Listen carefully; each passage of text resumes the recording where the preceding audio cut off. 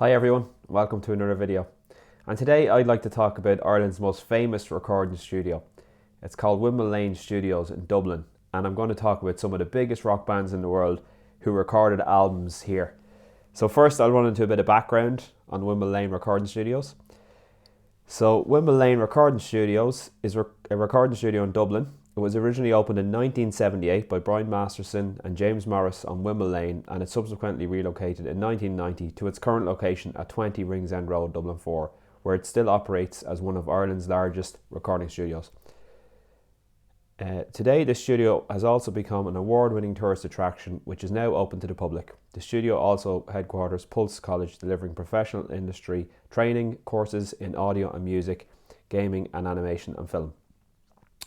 So the history of Windmill Lane. Windmill Lane Recording Studio was originally opened by recording engineer Brian Masterson and James Morris in 1978 and was located on the Dublin Docklands on Windmill Lane, just off Sir John Rogerson's Quay. It was originally used to record traditional Irish music, notably Plank City.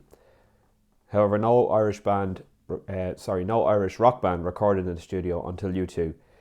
The drums on Boy were recorded in the reception area of the recording studio due to producer Steve Lillywhite's desire to achieve a wonderful clattery sound. They had to wait until the receptionist went home in the evenings, as the phone rang throughout the day and even occasionally in the evenings. So after U2 based themselves at the studio, Van Morrison, Sinead O'Connor and Elvis Costello recorded there. The studio was expanded in the 1980s under the supervision of Andy Munro of Munro Acoustics, and much of the work was done specifically for U2's album The Joshua Tree. In 1990, the main studio moved to a new location on Ringsend Road. So it's interesting that they've actually opened up the studio, and the public can go in and get guided tours of the studio. And I went on one of these guided tours last year, and it was amazing. Very interesting to see all of the historic bands who've recorded there.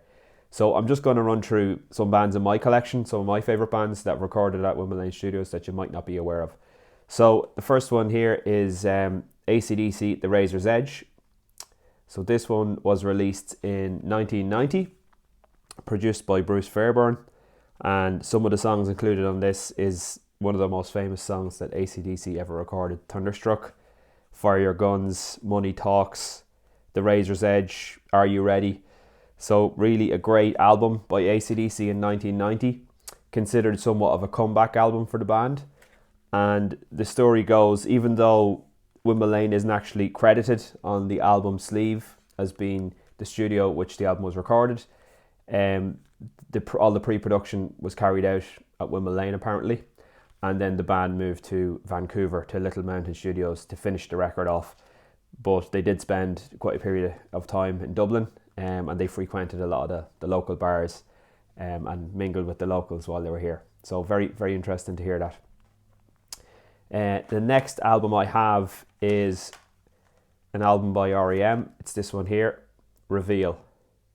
So this album was released in 2001, produced by Pat McCarthy and R.E.M., and of course recorded at Windmill Lane Studios. So some of the standout tracks on this one is All the Way to Reno, which is a great song, that's number 3. And then of course song number 8, Imitation of Life, which was a huge hit for the band worldwide. So this album was considered somewhat of a comeback album as well for R.E.M. Following 1998's Up, which was considered a commercial flop and isn't a great album at all. But Reveal is a great album and was recorded at Windmill Lane Studios. The next album is an album by the Rolling Stones. It's called Voodoo Lounge. So the story goes that the Rolling Stones booked out Windmill Lane Recording Studios in Dublin for 6 months.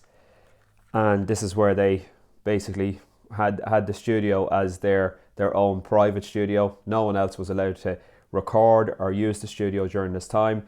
And Mick and Keith and the lads went in and recorded a full album of rock and blues numbers. So two of the standout tracks on this for me, Love Is Strong, which is the first track, and You Got Me Rockin'. Produced by Don Was and the Glimmer Twins. And in case you didn't know, the Glimmer Twins are Keith Richards and Mick Jagger. So it's a decent album by the Rolling Stones, not their best by any means, but we're talking about the mid-90s here. This album was produced in 1994, So they still had a few decent songs in them, but all in all, not a fantastic album. Okay, next album I have here is this one here by U2, and the album is Achtung Baby. So this album was recorded in Berlin and in Windmill Lane Studios.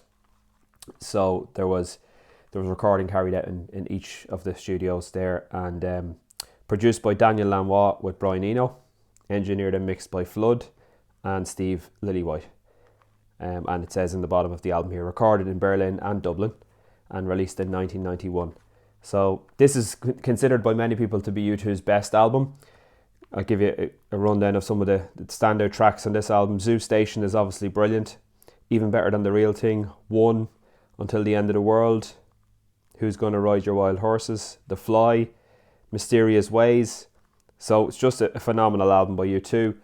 And yeah, another one that was recorded in their hometown of Dublin in Windmill Lane Studios. The next album I have is by Def Leppard, and the album is Hysteria. So some people may know that Joe Elliott lives just outside Dublin.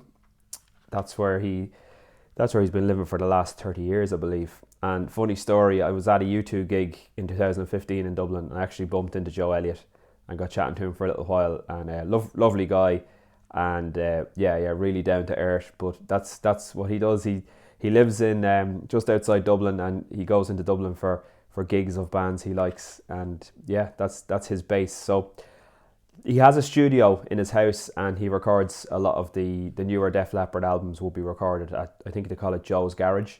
So that's where they record a lot of the newer stuff. And that studio was also used to do a lot of the Thin Lizzy remasters about 15 years ago.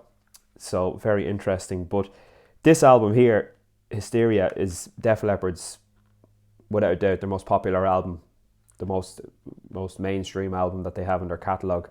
And it was all recorded in Dublin, Windmill Lane Studios, and producer, of course, was Mutt Lange. So I'll just run through some of the standout tracks on this. Rocket is a great song. Animal, of course. The ballad Love Bites. Pour Some Sugar on Me. Armageddon It. Gods of War. And then the title track, Hysteria. So great album by Def Leppard and recorded in Dublin. So the last one I have here, and this is more of an honourable mention than an actual full recording, because this video wasn't recorded. Sorry, should I say this album wasn't fully recorded in Windmill Lane. But the album is Metallica, Reload, from 1997. And there's a song on here called The Memory Remains. And within that song, there's a lyric by Marianne Faithfull. And the rumour goes that she recorded her vocal parts for this track in Windmill Lane Studios. Now, that's not verified on the album sleeve, but I've heard it from a number of sources, and I've seen it on the internet on a number of sources. So I think it's true, but I know when I did the tour of Windmill Lane, they certainly weren't backwards and going forwards to tell you that Metallica had recorded there, but they didn't get into the details of exactly what they had recorded there. So that's my understanding. It was that vocal from that song, The Memory Remains, was recorded in Windmill Lane Studios. Okay, and of course when I was on the tour I had to get some merch, so you can see I'm wearing my Windmill Lane hoodie here, and it's got the cool logo on the front. And then it's also got Windmill Lane Recording Studios down the side of the arm. So a bit of a warm day here in Ireland for once, but I decided I better wear the hoodie for this video. So look, I hope you enjoyed my albums that were recorded at Windmill Lane Studios. It's hard to believe in a place like Dublin that so many big mega rock stars come in and decide to make Dublin their home for a couple of months and record albums here. But that's what's happening, and you know, a lot of people find Dublin and Ireland to be a great place for artistic creation and freedom, and there's other studios around the country that have had major albums recorded there, and maybe I'll make a video about them someday as well. Okay, that's all from me at the moment. I'll talk to you on the next one. Bye everyone.